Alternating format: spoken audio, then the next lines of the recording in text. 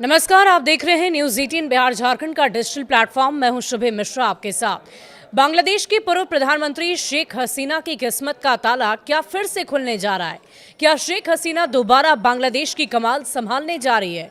सुनकर आप चौंकिए मत, क्योंकि ये दावा बांग्लादेशी छात्रों की नवगठित एनसीपी कर रही है। और एनसीपी का यह आरोप है कि देश की सेना हसीना को फिर पीएम बनाने की फिराक में लगी हुई है। बांग्लादेश की सेना क्या शेख हसीना को फिर से प्रधानमंत्री बनाने की जुगत कर रही है? क्या सेना बांग्लादेश में मोहम्मद यूनुस का तख्ता पलट करने वाली है? ये दावा बांग्लादेश के उन्हीं छात्रों की ओर से किया जा रहा है जिन्होंने अगस्त 2024 में शेख हसीना को प्रधानमंत्री पद से अपदस्थ कर दिया था। और छात्रों की इसी आंदोलन के चलते शेख हसीना को अपने देश को छोड़ना पड़ गया था। मगर क्या बांग्लादेश ने बाजी फिर से पलटने की कोशिश की है? क्या वाकई मोहम्मद यूनुस की सरकार का तख्ता पलट होने वाला है? बांग्लादेश में तख्ता पलट का आरोप लगाकर छात्रों के नवगठित राजनीतिक दल एनसीपी ने खलबली मचाकर रख दी है। छात्रों के इन आरोपों से बांग्लादेश से लेकर आसपास के देशों में भी हलचल काफी तेज है। आपको बता दें कि नवगठित छात्र नेतृत्व वाली पार्टी के आरोपों को लेकर बांग्लादेश की सियासत में गहमा गहमी पैदा हो गई है। मगर छात्रों ने यह आरोप किस आधार पर लगाया, इसका खुलासा उन्होंने अब तक नहीं किया है। उन्होंने साफ तौर पर सेना को निशाने पर लिया और छात्रों का कहना है कि सेना अपदस्थ प्रधानमंत्री शेख हसीना की आवामी लीग की बहाली की योजना बना रही है।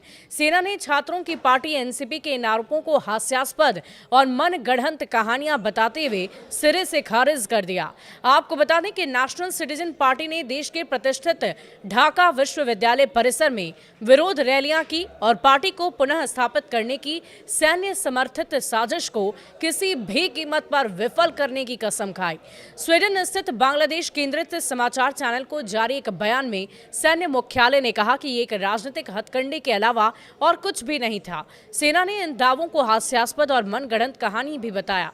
छात्रों की पार्टी के प्रमुख नेताओं में से एक हसनत अब्दुल्ला ने यह दावा किया कि सेना एक परिष्कृत आवामी लीग को पुनः स्थापित करने का प्रयास कर रही है।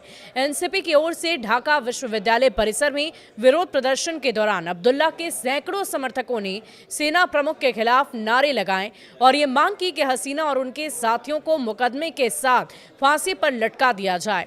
2 दिन पहले सोशल मीडिया पर पोस्ट कर अब्दुल्ला ने यह दावा किया कि भारत के इशारे पर परिष्कृत आवामी लीग के नाम पर आवामी लीग को पुनः स्थापित करने की साजिश चल रही है।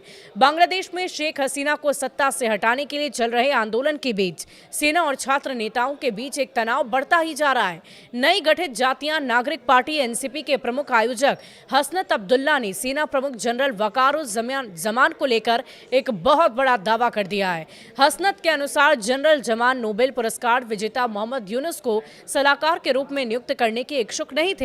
और एक वायरल वीडियो में हसनत अब्दुल्ला ने कहा कि सेना प्रमुख ने मोहम्मद यूनुस की साख पर सवाल उठाते हुए उन्हें इस भूमिका के लिए उपयुक्त नहीं माना।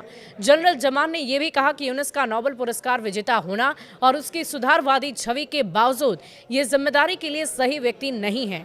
सेना प्रमुख ने देशों की बागडोर सही हाथों में सौंपने की जरूरत पर जोर दिया और लेफ्टिनेंट जनरल मोहम्मद फैजुर रहमान और सेना प्रमुख जनरल वकारुज़्ज़मान के बीच मतभेदों ने भी स्थिति को काफी जटिल बना दिया है।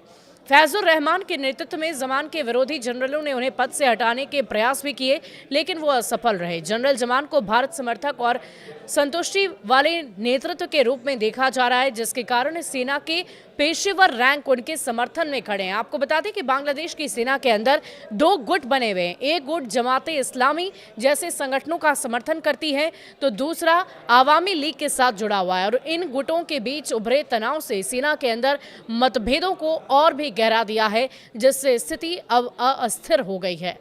शुक्रिया।